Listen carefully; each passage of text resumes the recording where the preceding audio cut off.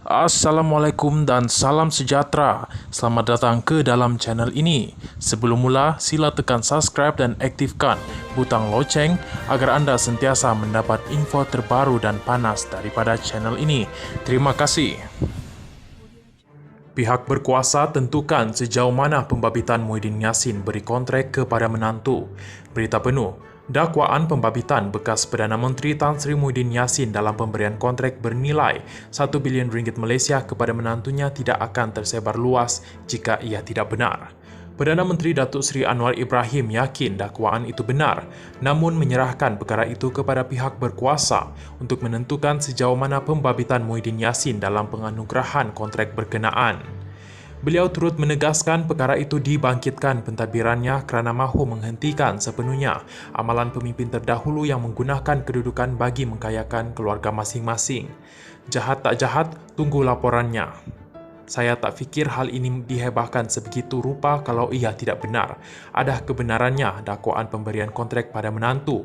Namun sejauh mana Muhyiddin terbabit saya tidak tahu, itu siasatan perlu dilakukan.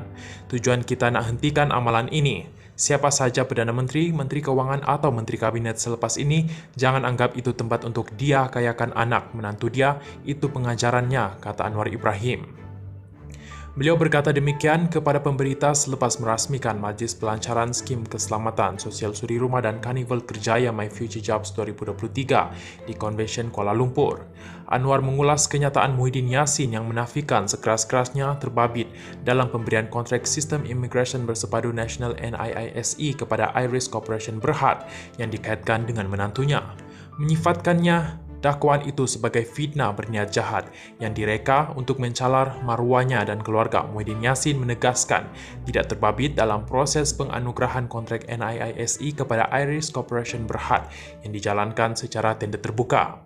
Selain itu, beliau yang juga Presiden Bersatu Merangkap Pengurusi Perikatan Nasional menegaskan tiada mana-mana ahli keluarganya mempunyai kepentingan dalam Iris Corporation Berhad, sama ada sebagai pengarah syarikat atau pemegang saham. Rabu lalu, NST yang memetik sumber Suruhanjaya Pencegahan Rasuah Malaysia SPRM melaporkan badan penguat kuasa itu sedang menyiasat seorang bekas Perdana Menteri dan menantunya berhubung kemungkinan salah guna kuasa dalam pemberian kontrak bagi projek NIISE. Menurut NST, ada maklumat menyatakan NIISE yang sedang dibangunkan oleh Iris Corporation Berhad untuk menggantikan mekanisme pendaftaran pekerja asing sedia ada oleh Jabatan Imigresen menjelang 2025 adalah projek bermasalah. Sebelum ini, media pernah menambahkan menantu bekas Perdana Menteri itu sebagai antara pemain utama dalam kontrak untuk NIISE selain didakwa terbabit dalam program pengampunan 6P yang dilaksanakan Jabatan Imigresen beberapa tahun lalu untuk mendaftarkan pendatang asing tanpa izin.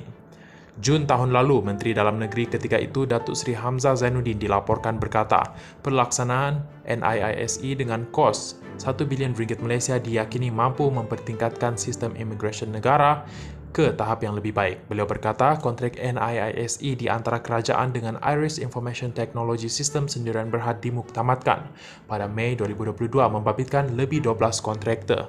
Mengikut tempoh kontrak, NIISE akan beroperasi sepenuhnya pada 2024. Sistem itu dilaksanakan bagi menggantikan sistem MyIMMS di Jabatan Imigresen yang sudah beroperasi lebih 20 tahun lalu. Terima kasih kerana menonton.